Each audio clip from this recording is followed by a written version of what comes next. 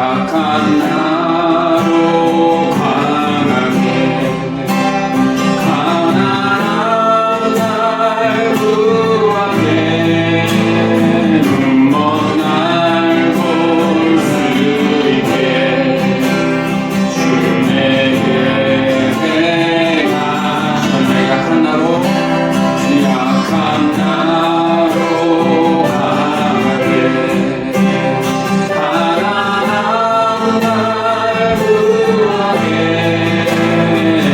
먼 날 볼 수 있게 주 내게 행하셨네.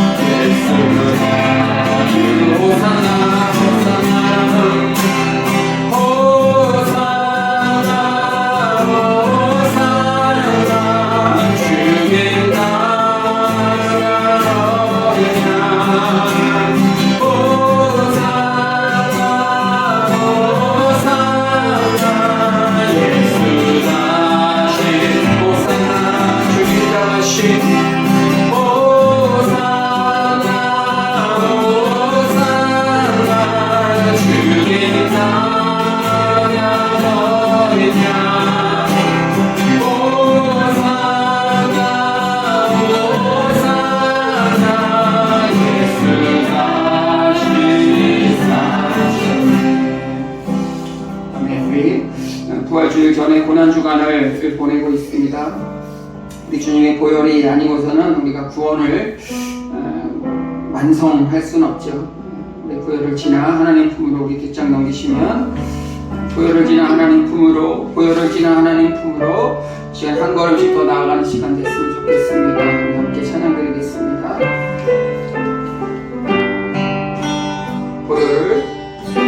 보혈을 지나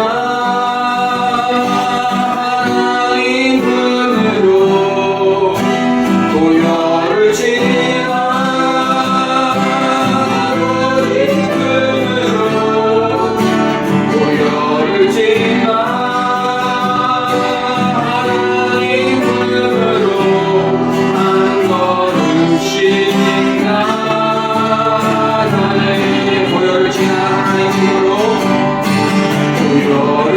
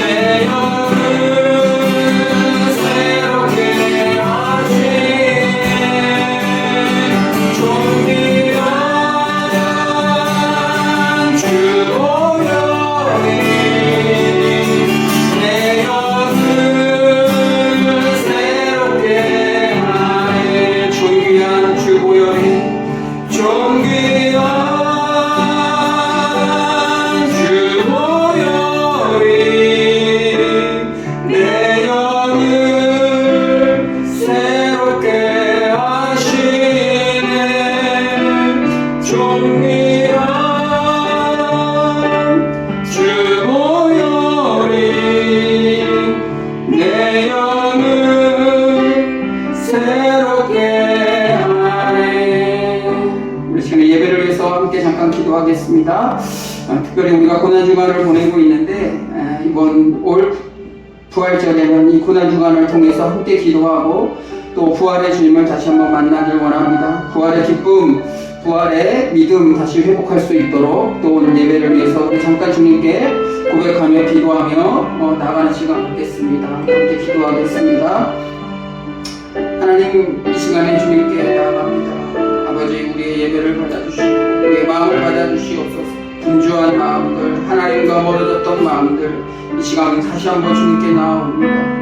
여러 가지 염려와 걱정들 가운데 이 자리에 나왔다면 하나님, 이 시간에 사하여 주시고 오직 주님만 만나며 돌아가는 시간 될 수 있도록 인도하여 주시옵소서. 이 시간 우리를 만나 주시고 여러 가지 염려와 걱정 가운데 하나님 혹시 자리에 왔습니다. 하나님, 부활의 주님 다시 한번 만나게 하시고 부활의 믿음으로 살아갈 수 있도록 인도하여 주시고 하나님들과 지쳐 낭망하고 넘어지지 않도록 아버지 하나님 도와주시고 인도하여 주시옵소서. 오늘 예배를 특별히 주님께서 오셔서 하나님 부족한 자리지만 주님께서 채워주시고 기도하는 자리가 되게 하시고 하나님 음성 듣는 시간 되게 하시고 하나님과 나와 단둘이 만나는 귀한 시간 될 수 있도록 인도하여 주시옵소서. 시간 사냥 기도하다가 말씀 듣다가 하나님 듣게 닫게 하시고 아버지, 이 시간을 우리 시간을 통해서 주님과 함께 온전히 우리의 믿음들을 회복하는 시간 될 수 있도록 아버지, 이 시간 우리들 가운데 새로운 힘을 허락하여 주시옵소서.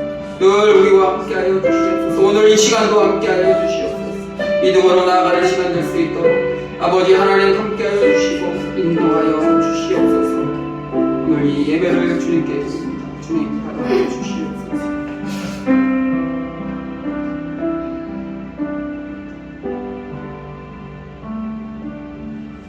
오늘도 우리와 함께하여 주시옵소서. 주님, 고난주간 보내고 있습니다. 매해마다 습관적으로 보내는 기간 되지 않도록 주께서 함께 하시고 특별히 고난주간을 통하여 부활주일을 맞을 때 부활의 주님 다시 한번 만나게 하시고 우리가 부활의 믿음으로 살아갈 수 있도록 인도하여 주시옵소서. 분주한 삶 가운데서 하나님 뜻대로 살고자 하지만 너무나 부족함을 많이 느낍니다. 넘어져서 일어나기 힘들 때도 너무나 많사오나 하나님 우리의 믿음 회복시키시고 이 시간 정결한 마음으로 하나님 앞에 온전히 설 수 있는 저희들 될 수 있도록 이 시간 인도하여 주시옵소서. 오늘 예배 가운데 함께하여 주시며 우리가 찬양하다가 기도하다가 말씀 듣다가 하나님 뜻 온전히 깨닫는 시간 될 수 있도록 주님께서 함께하여 주실 줄로 믿고 감사드리며 예수님의 이름으로 기도드리옵나이다. 아멘. 우리 찬송가에 있는 건데요. 우리 십자가를 질 수 있나 우리 나눠드린 브리트물에 있는 우리 찬양 한 장 찬양드리고 말씀 나누는 시간 갖겠습니다.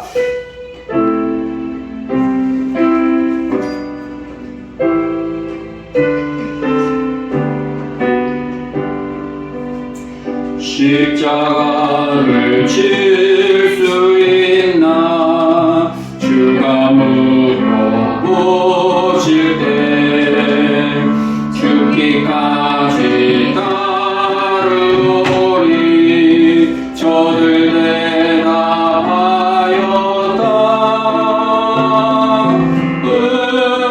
우리의 심령 주의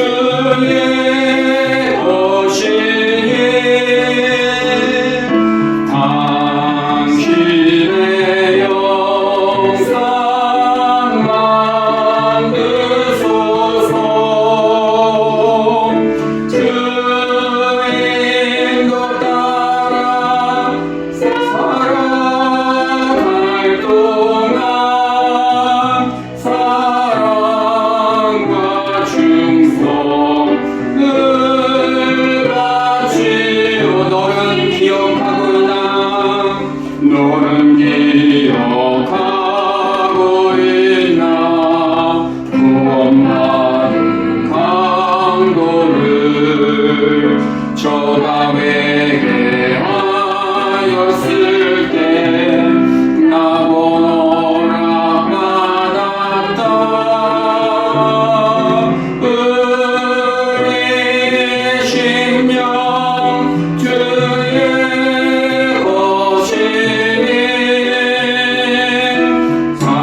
당신의 영상 만드소서.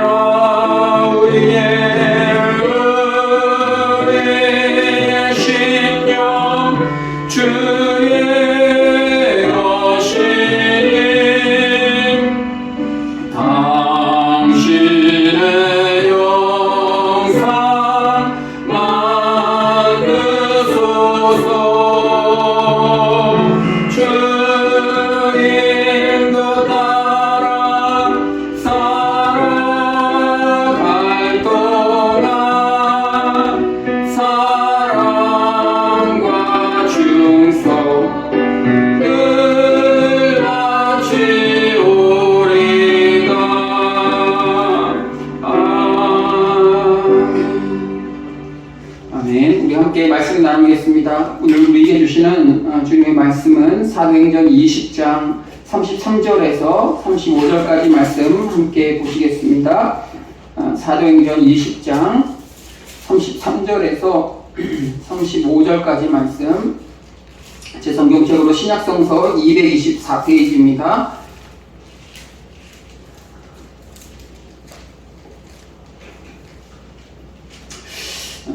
사도행전 20장 33절에서 35절까지 말씀 우리 찾으셨으면 우리 한 목소리로 함께 봉독하겠습니다. 시작. 내가 아무의 은이나 금이나 의복을 탐하지 아니하였고 여러분이 아는 바와 같이 이 손으로 나와 내 동행들이 쓰는 것을 충당하여 범사에 여러분에게 모본을 보여준 바와 같이 수고하여 약한 사람들을 돕고 또 주님께서 친히 말씀하신 바 주는 것이 받는 것보다 복이 있다 하심을 기억하여라 할지니라.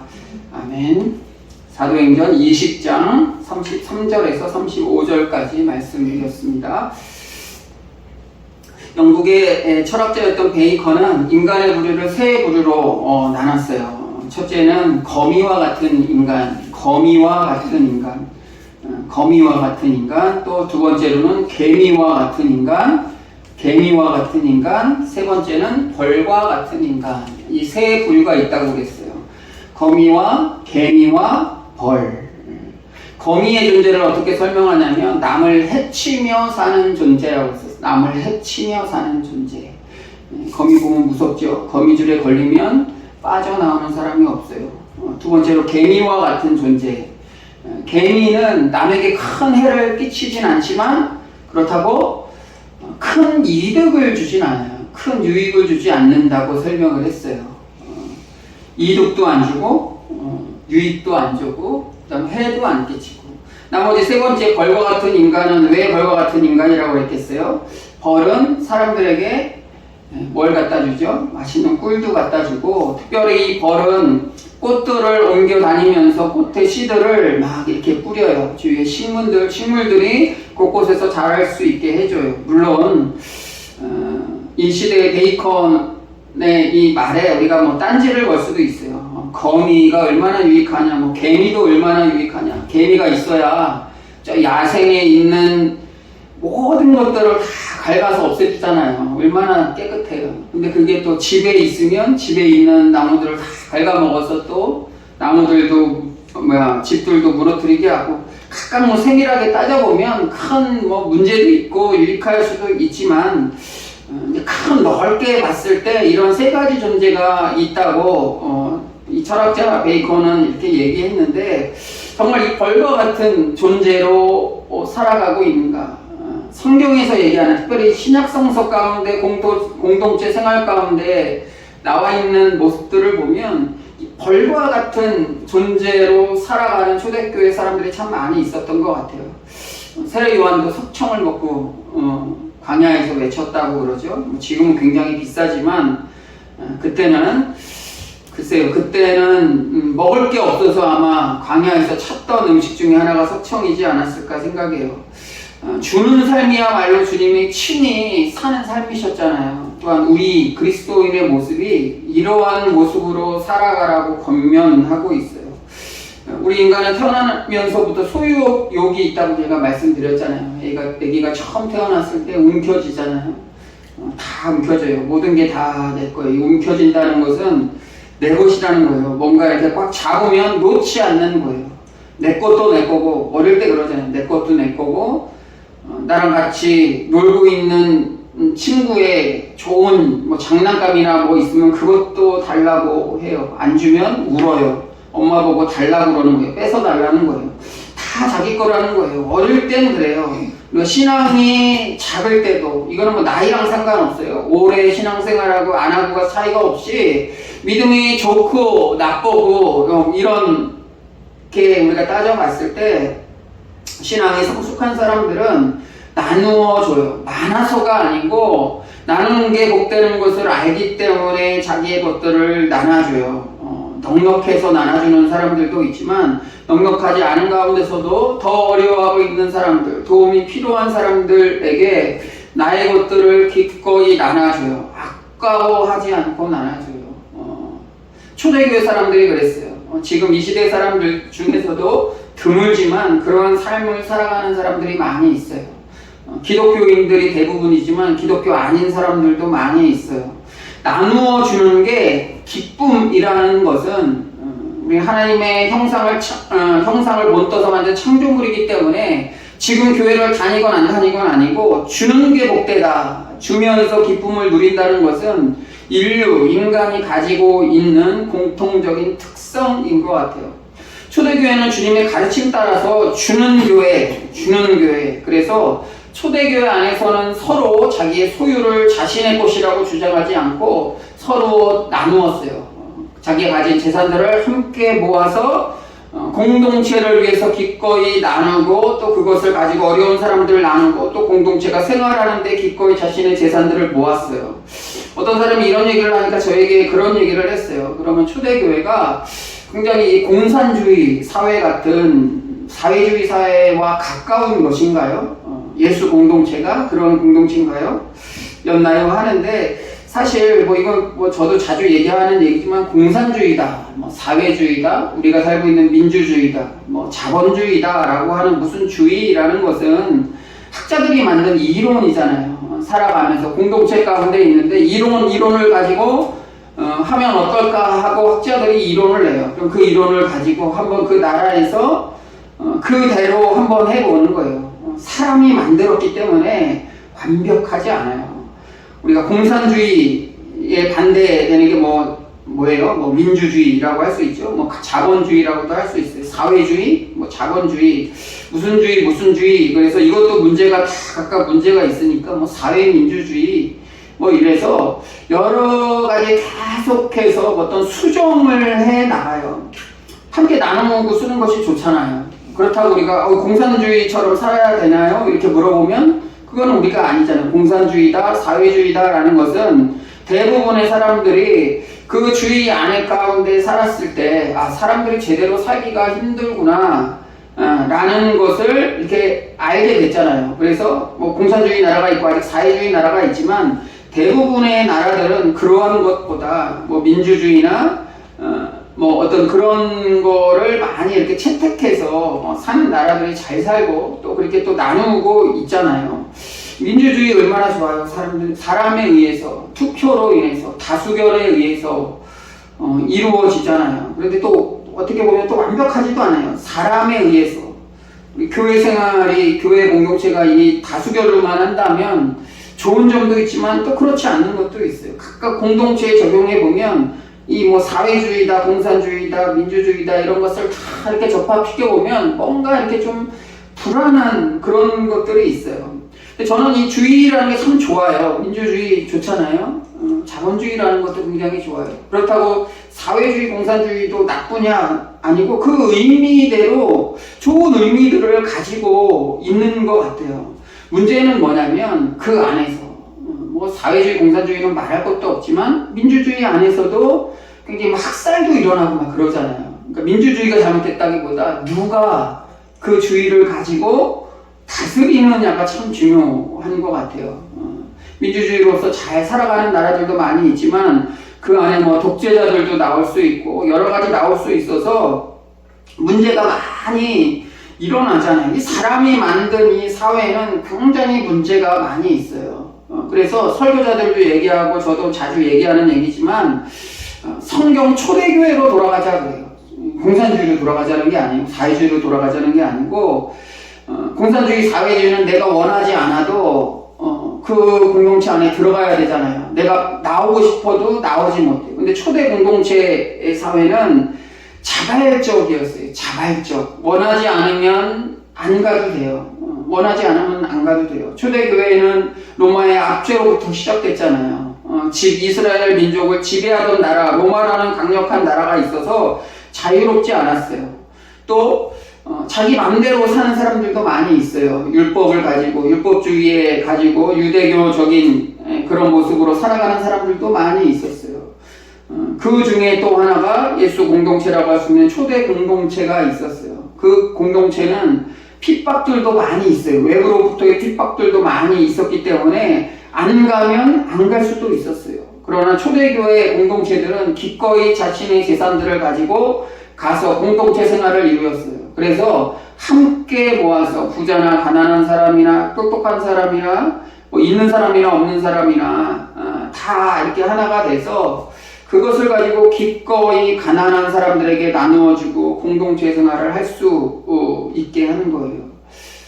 그들의 마음속에는 아마 주님이 말씀하셨던 것처럼 누가복음 6장 38절에 보면 주라 그리하면 너희에게 줄 것이니 후하게 되어 누르고 흔들어 넘치도록 하여 너희에게 안겨주리라.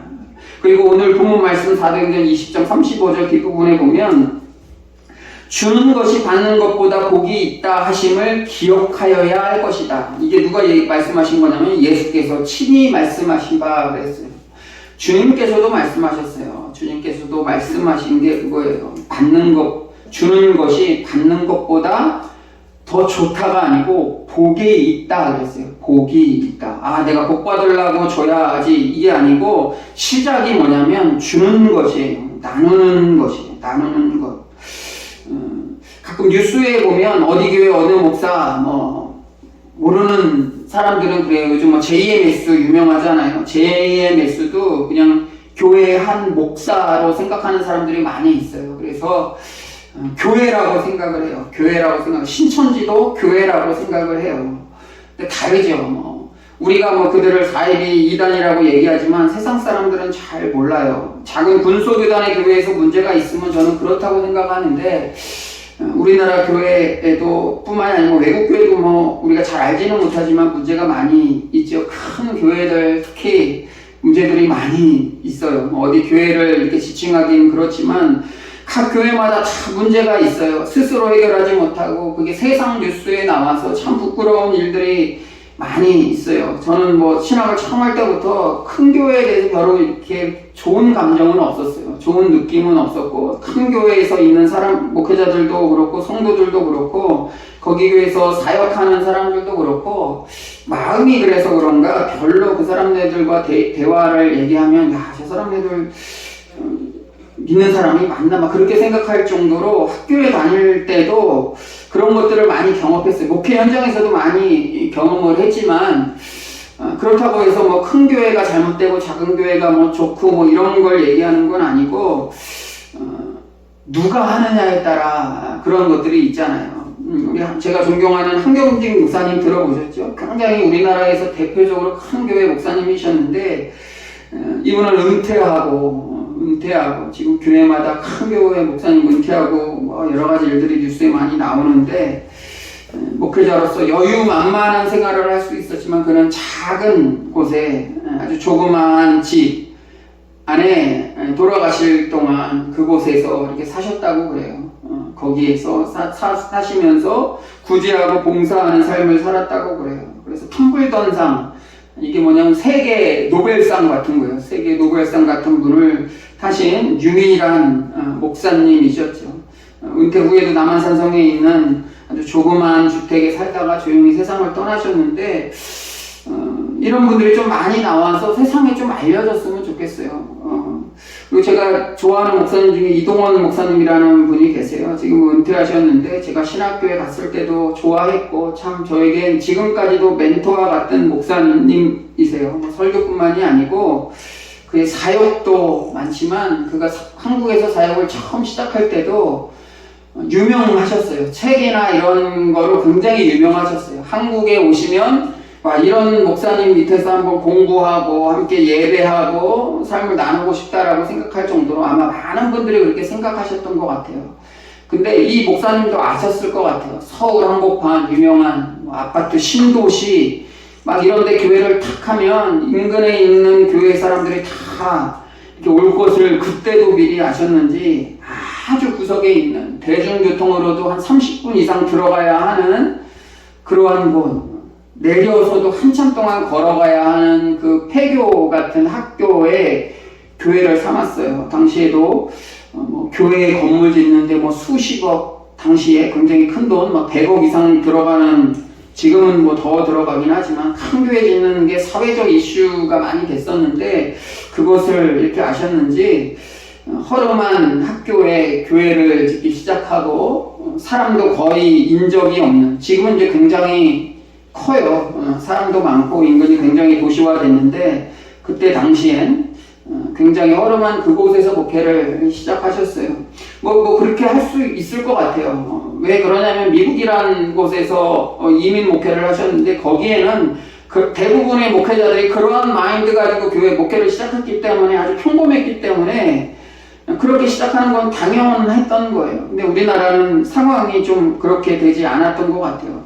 근데 뭐 누구나 그럴 수 있다고 생각을 하는데 제가 어느 신문 기사에서 봤는데 이 목사님이 현역에 있을 때 굉장히 큰 교회 목사잖아요. 큰 교회 목사면 교회 막대한 재정도 있고 또 그만큼 또 이렇게 쓰셨을 텐데 이분이 돈이 급하게 필요하실 때가 있었대요. 급하게 필요하실 때가 있었는데 알고 보니까 이 목사님은 교회에서 사례비나 교회에서 쓰는 카드나 이런 것들을 전혀 사용하지 않으셨대요. 쓰라고 이렇게 카드를 줬는데 그것을 목회하시는 동안 한 번도 안 썼대요.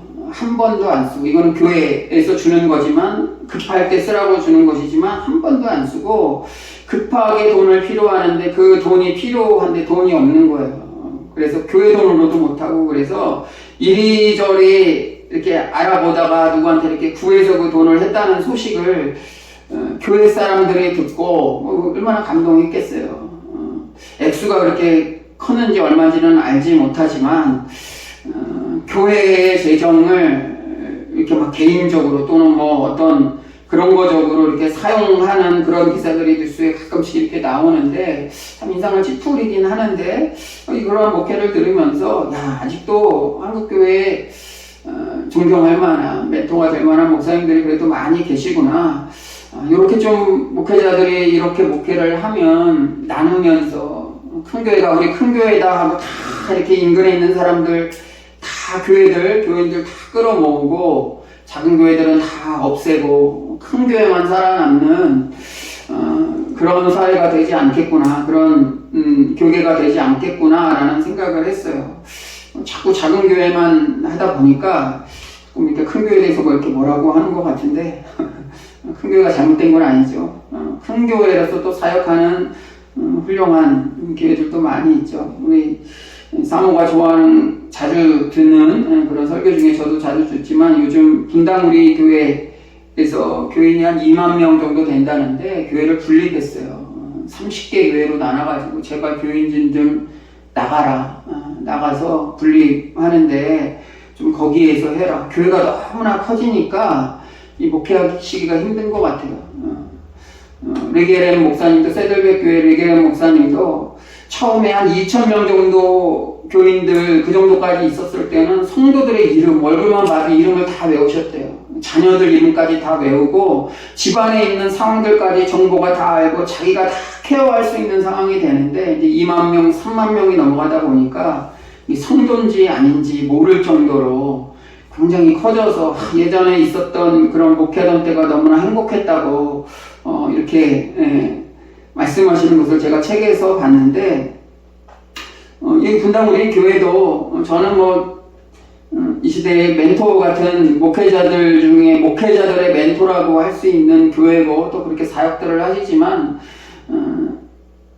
그 지난번 선거철에 이 목사님이 설교하시는 거 듣고 야, 정말 이 목사님은 대단한 분이시구나 라고 생각했던 게 저도 전에 있었던 교회 보면 선거철 되면 그 선거하시는 분들이 와서 막 유세하고 그랬어요. 야당, 여당, 무슨 당에서 이렇게 오는데 교회에서 꼭 이렇게 교회가 나서서 웃으면서 저들의 그런 홍보들, 그런 것들을 들어야 하나라는 마음을, 의문을 품었던 적이 저도 있었어요. 근데 이 목사님이 선거기간 정치가들 인사시키지 말자라는 캠페인을 한번 벌이자고 그랬어요. 교회가 세상 정치의 정치인들의 도구가 되어서는 안 된다는 것이죠. 물론 세상을 위해서, 정치하는 사람을 위해서 기도하고 그들이 잘 사역할 수 있도록 해야 되지만 너무나 표 얻으려고 막 이렇게 교회 오고 교회 다니는 사람들 참 많이 있잖아요. 그게 정치인뿐만이 아니고 뭐 장사하는 사람들도 그렇고 뭐 여러 가지 이득을 놓고 자꾸 교회에 그런 것들을 가지고 이렇게 모이게 되니까 큰 교회는 계속 크고 작은 교회들은 또 뭐 이렇게 되는 것이 아닌가 뭐 그런 생각들을 이렇게 그런 이런저런 생각들을 한번 해봤었어요. 오늘 본문 말씀에 사도행전에 바울이 얘기한 것처럼 바울 역시도 내가 아무의 은이나 금이나 의복을 탐하지 아니하였다고 그랬어요. 사도 바울은 교회에서 주는 선교비 가지고 선교를 하지 않았어요. 중요한 어떤 안건이 있을 땐 어느 특별한 교회에서 후원을 받아서 선교 헌금을 받아서 사역을 했지만 그가 사역하는 선교 사역하는 드는 일제 비용들은 사도 바울은 어떻게 해결했냐면 텐트를 만들면서 텐트를 하는 일을 하면서 그래서 많은 선교사들을 훈련시킬 때 텐트 메이커라고 텐트 메이커 그러니까 직업을 가지고 선교 사역을 하는 거예요. 그렇게 하다 보면 그 사람들의 마음들 직장 생활하면서 저도 직장 생활을 해봤지만 얼마나 힘들다는 걸 알아요. 직장 생활하고 오늘 뭐 집사님도 오셨지만 직장 생활하고 이렇게 신앙교회 수요 예배, 새벽 기도 예배, 뭐 금요 기도에 이런 데 참여한다는 게 굉장히 힘들다는 건 저도 경험하겠더라고요. 사도 바울도 그렇게 사역을 했죠. 여러분이 아는 바와 같이 이 손으로 나와 내 동행들이 쓰는 것을 충당하여 범사와 여러분께 모본을 보여준 바와 같이 수고하고 약한 사람들을 돕고 그랬어요. 우리가 알고 있는 우리가 주신 하나님이 우리에게 맡겨주신 것들 청직의 삶을 감당하면서 우리는 이 세 가지를 잘 해야 돼요. 첫째는 주는 일이에요. 주는 일. 또 두 번째는 나누는 일이에요. 나누는 일. 세 번째로 드리는 일. 드리는 일. 주는 일은 뭐예요? 좀 어려워하거나 또 나의 도움이 필요한 사람들에게 주는 일이에요. 나누는 일은 뭐냐면 내가 가지고 있는 것, 뭐 그게 시간일 수도 있고 어떤 건강일 수도 있어요. 건강하면 또 어려운 사람들 위해서 같이 나누는 거예요. 드리는 거는 하나님께 드리는 거죠. 하나님께 온전히 드리는 것. 이 세 가지만 우리가 이 땅에서 잘하면 정말 청지기의 역할을 온전히 감당하는 것이 아닐까 그런 생각들을 하게 됩니다. 남에게 줌으로써 더 풍족하게 누린다는 것을 우리가 좀 말씀을 통해서 배우게 돼요. 예수님의 삶은 평생이 그러한 나누는 삶이었잖아요. 돈이 많아서가 아니었어요. 우리가 알고 있는 오병이어의 기적도 교회가 크면 큰 일을 하지 이렇게 얘기하는 분들도 있어요. 작은 교회는 작은 일밖에 못하잖아요. 예수님도 오병이어 기적 때 보면 어떤 큰 재료가가 나와서 5,000명의 식대를 준 게 아니고 보잘것없는 어린아이와 같은 어린아이가 자신이 먹을 것을 기꺼이 드림으로 말미암아 그러한 놀라운 사건이 일어났잖아요. 많은 것들 금과 은을 놓고 의복을 놓고 우리가 기도하기 이전에 사도 바울과 같이 탐하지 않고 은이나 금이나 의복을 탐하지 않고 사역했기 때문에 이가 평생에 십자가에 거꾸로 못 박혀 죽을 때까지 평생에 하나님의 도구로 쓰임을 받고 살아가지 않았을까 그런 생각을 하게 됩니다. 특별히 고난중간 우리 주님과 동행하면서 주님이 가셨던 삶이 어떤 삶인지 좀 묵상하면서 흉내라도 좀 냈으면 좋겠어요. 예수님이 사셨던 그 삶 흉내라도 냈으면 좋겠어요. 주는 일, 나누는 일, 드리는 일, 청지기로서의 삶으로 승리하며 살아가시기를 주의 이름으로 기도합니다. 기도합니다. 아까 제가 3절을 안 들었는데 우리 3절 우리 찬양하고 찬송 십자가를 들 수 있는 우리 3절만 찬송하고 제가 기도하고 주기도문하고 마치겠습니다.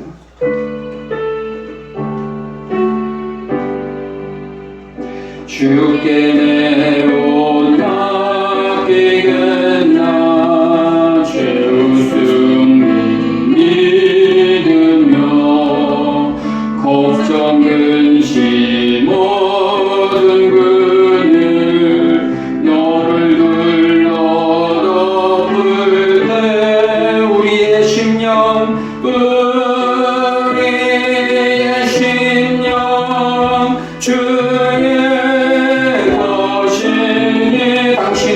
묵상 받으소서. 당신의 영상아 느소서. 주인도 따라 주인도 따라 살아갈 동안 사랑과 충성 늘 바치오리라.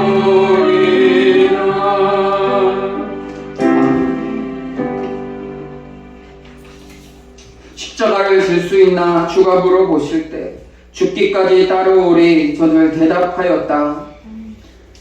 하나님이 초대교회에 외쳤던 이 믿음의 공동체의 믿음 따라서 우리도 이러한 믿음으로 따라갈 수 있도록 인도하여 주시옵소서. 우리의 내려놓았던 십자가를 다시 한번 지고 주님 따라가길 원합니다. 힘들고 지치고 때론 포기하고 싶지만 그럼에도 불구하고 주님 믿고 따라갑니다. 주님 우리를 인도하여 주시고 우리의 십자가를 지고 따라가는 것이 하나님 힘든 것이 아니고